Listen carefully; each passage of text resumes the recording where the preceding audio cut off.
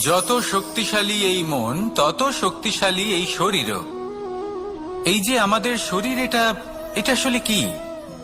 এ হলো একটা রথের মতো। আর একটা রথ ততক্ষণ চলতে পারবে না যতক্ষণ না তাকে কোনো সারথি চালাবে। এই মন হলো শরীরের সারথি।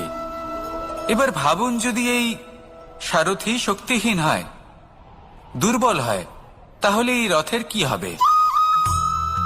এটা উচিত পথে চলতে পারবে না, উচিত গতিতে চলতে পারবে না, মন মতো স্থানে এটা পৌঁছতেও পারবে না। সেই জন্য মনের শক্তি অত্যন্ত প্রয়োজনীয়। এবার মনের শক্তি আমরা কোথা থেকে লাভ করি? দৃঢ়তার শক্তি থেকে। এবার এই শক্তি আমরা কিভাবে বাড়াতে পারি?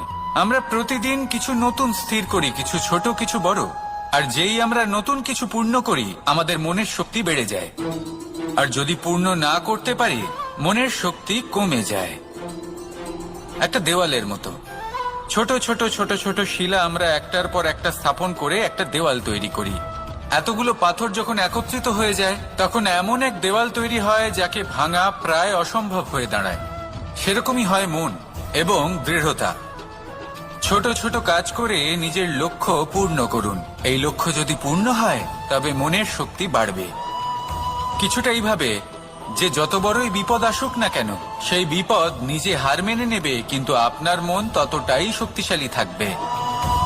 তাই মনের শক্তি বাড়াতে থাকুন, যাতে আপনি উচিত পথে চলতে পারেন, উচিত গতিতে চলেন আর মনোবাঞ্ছিত স্থানে পৌঁছতে পারেন।